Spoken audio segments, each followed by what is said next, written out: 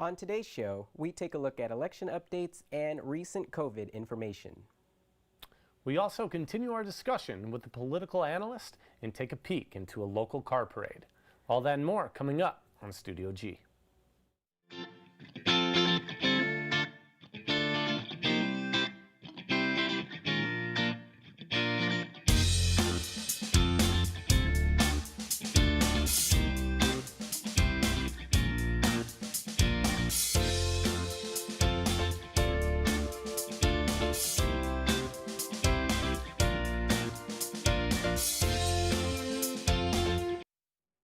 Happy Wednesday, Rebels. Welcome back to Studio G, news made for the Rebel in you.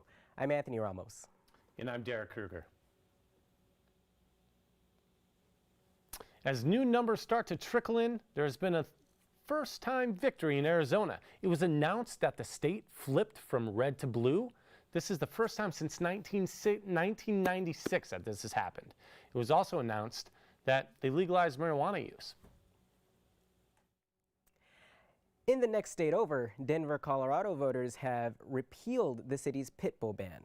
Pit bulls are wrongfully known to be vicious, but with the right training, like any animal, they are an amazing addition to any family. Now, Oregon is the first state in the country to decriminalize personal drug use. Now, this doesn't mean it's okay to do drugs. This means Oregon is wanting to rehabilitate drug users rather than put them in jail. And victory in our own state. Nevada is the first state to legalize gay marriage in its constitution. Now, let's send it over to our very own Ramon Elizondo for some election updates. Okay, so everybody is excited about who's going to win these elections, Biden or Trump. As of right now, we have Biden leading the polls, 248 electoral votes. As we speak, these numbers might be changing. We still need to know Nevada, total count votes, 80%, Arizona 80%, Alaska 36%, Wisconsin 97%, Michigan 92%, Pennsylvania 80% of the votes has been counted, North Carolina 96%, Georgia 93%. We don't know yet who's going to win this election. And this morning, very early in the morning, President Donald Trump declared himself a fictitious victory. No, not yet. Check and balances, please. We need to count those states first, okay? And now, yesterday, I brought to you political analyst Sondra Cosbo. We talked about who was the best candidate to move the economy forward. And now, I want to give you the second part of that interview in which we address who is the best candidate to defeat the virus. So let's go ahead and play the video. All right, and let's bring up the coronavirus pandemic because recently Donald Trump in one of his rallies stated he was not willing to listen to the scientists. We know that this president called the scientists idiots, which I mean, it is very unethical to be calling people that have a lot of experience on the virus, or people should choose someone who has no experience. We know that Biden hasn't said that he's going to do a national lockdown. He hasn't said that, but he is willing to listen to the scientists. The United States government spent millions and millions and millions, if not billions, creating, developing weapons that can kill thousands, if not millions, for many years. But at this point, we saw with our eyes that they haven't created something to save people's life. Who is the best candidate to defeat the coronavirus in this case? So we know that there's two things we know, and you can kind of go back and forth on the way science works, because we learn in science with under empiricism. You keep kind of doing studies and you learn more information, which can make people feel uneasy, and it makes it maybe sounds like science is not being secure and being firm, but that's kind of how science works in the modern era. But we know this for sure. If we could lock everybody in their homes for 4 weeks, we would defeat the virus. It would not be able to spread. But the problem is we have an economy that requires people to pay their rent and their car payment and to make sure that they're paying utilities. So we would need a government effort, and it would have to be something that we saw maybe during World War II, when we decided to create atomic weapons. I mean, as you said, we have in the past rallied behind some of these big efforts. we would have to have the US government invest enough money for those of us who could not pay rent or could not pay our bills to pay all those off for a month. If people didn't have to worry about paying their utilities and paying their rent for a month, I think people would feel better about staying locked down for 1 month, knowing that if we did that, that we would come out of the virus, we would come out of the pandemic. But if people are being told you're going to be evicted, your lights are going to be turned off, that pushes them out, that pushes them to their job, that gets them out where the virus is. And so it's not just the president that makes that decision, it's Congress that makes that decision. Correct. And so I often tell people, it's really easy to be kind of consumed by the presidential election. Presidents don't actually do a whole lot. If Congress is not working with them, they're not doing anything. And so you also need to look down ballot. You have members of Congress that are running. You might have senators. We don't have senators this time, but other states do. It's your members of Congress that move the legislation, that allocate the money, that get those types of packages over to the president. So you need to make sure that when you're voting, decide, what your ideology is or what you want to see. Then you have to go president, Congress, and even then, your state legislature, maybe your county commission, because it all ends up coming down to the local level. That is correct. All right, so you're here. 1 month, stay home, and let our government pay our bills, and we can kill the virus, right? So now let's toss it back to Anthony. Thanks, Ramon, for the interview.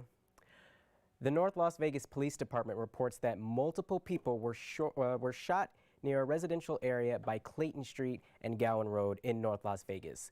Daniel Avila brings us that tragic story. North Las Vegas Police Department received a call about multiple people being shot at around 10:13 p.m. on Saturday, October 31st. Officers found multiple people with gunshot wounds at the scene, and 3 people were sent to UMC. UNLV-TV later discovered that a 4th person brought themselves to the hospital after the shooting.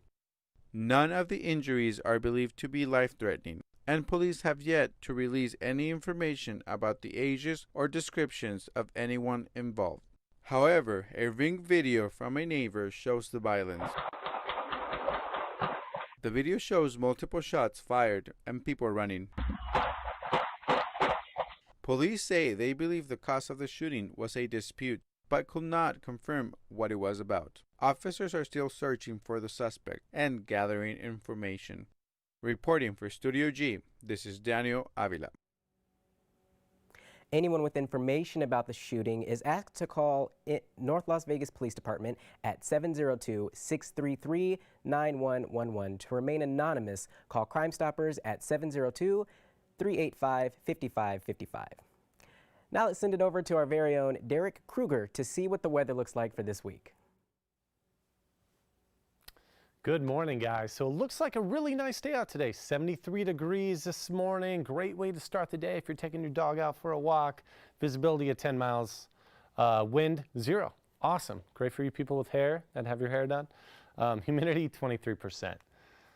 So this afternoon, another gorgeous day. 84, a little bit above normal than what we normally have. Highs today of 86 degrees. We have our lows at 60 degrees. But you'll see the fun is coming later in the week. So tonight we have a nice, beautiful day. It's clear skies, 60 degrees, great time to go out and just kind of look at this beautiful moon that we have. Light wind speeds. Speeds will only be around 3 to 6 miles an hour today, so gorgeous. So right now we have Centennial. We have Centennial and Summerlin in 75 degrees, Southern Highlands at 79. We got North Las Vegas here at 81, Las Vegas at 80, Henderson 79, Green Valley at 79 as well. Nellis and our friends over at Boulder City showing 81 degrees. I mean, you can't beat the weather that we have right now. It's just fantastic. But here's where it gets fun. So Thursday, 86, low of 61.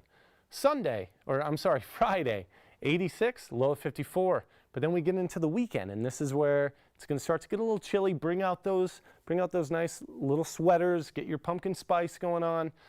Saturday is 62, low of 43. Sunday we have 57 with a low of 37. Monday, 57 degrees and a low of 36. So it's going to get a little cold, you guys. So be careful and make sure to bundle up. So all right, let's talk toss it back to the desk. Did you go early vote or did you stand in lines at the polls with family? Well, this group got together and cruised along the strip to the polls. Here's reporter Andrew Stevenson with more. The Las Vegas Indian Center gathered their hot rods, friends, and family members in order to vote over the weekend. The LVIC gathered and held a classic car parade down on the Las Vegas Strip to push for their Natives Vote initiative. With their voting is sacred motto, all they're asking to do is to get to the polls for Election Day.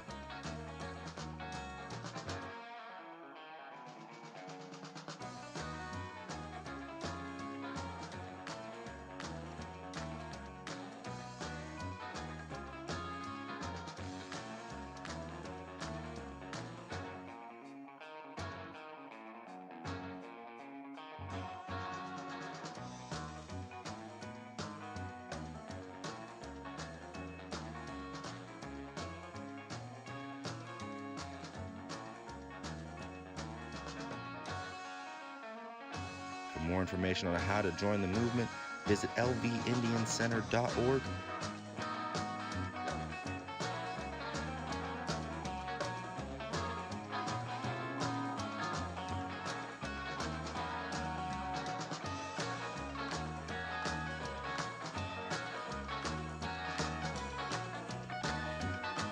The classic car parade also included cultural foods, prizes, and giveaways.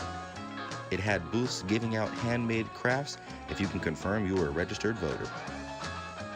Reporting for Studio G, my name is Andrew Stevenson. Andrew, thank you so much. What a great story. What a great way to get together and show off some beautiful vehicles. Now, since the reopening of hotels and casinos on the Las Vegas Strip, tourism has been increasing. Our Studio G reporter Caroline Cook takes us onto the Strip to see how Vegas is staying safe during the pandemic. Visiting Las Vegas during the global pandemic has raised some challenges, but tourism has not stopped. During the early months of the pandemic, tourism was put on pause due to the closure of hotels and casinos across the valley, but since their reopening, it is estimated there are 1.5 million visitors every month to Southern Nevada. This number is down 57% from where they were at this same time in 2019. Hotels and casinos are doing everything they can to prevent the spread of COVID-19 on their properties and keep Las Vegas safe while following government mandates. The state of Nevada currently has a policy in place requiring all patrons to wear a face mask indoors, and indoor spaces are limited to a certain capacity at all times. Casinos have provided face masks upon entry and an abundance of hand sanitizing stations throughout their properties to keep visitors safe. I spoke to a Las Vegas street performer and a frequent tourist to hear their opinions on how Las Vegas is handling COVID safety. A lot of people are out here wearing masks, some people don't, but a lot of people do take precautions of everything they're doing. They wash their hands and everything, so the whole place right now is mandatory to wear masks all the time, so everywhere you go, we're gonna have to be wearing them. So for me, I feel safe. I've been to Las Vegas 3 times this summer. All 3 times I've been here, I've noticed with the coronavirus, they've been very clean. I gamble all the time, I go to blackjack. Somebody stood up, I went to go take the seat, and they wouldn't even let me sit down until they wiped it down, cleaned it off. Everywhere I go, I walk around. I don't wear a mask anywhere I go, but everywhere I go, I do notice everybody keeping their distance. We're taking it very seriously back home. You know, we're gonna get tested when we go home. So for our jobs and for our family's sake, but overall, I mean, everything's cool, everything's sweet, everybody's staying safe and we're enjoying it. If you are planning on visiting Las Vegas, you can keep yourself and others safe by wearing a face mask, engaging in frequent hand washing, and keeping your social distance when around others. For Studio G, I'm Caroline Cook. If you're visiting Las Vegas, please remember to bring your masks and wear it when around others and stay socially distanced. That's all the time we have for today. Be sure to tune in next week for more Studio G. I'm Anthony Ramos. And I'm Derek Kruger. Thank you for watching. We'll see you next week.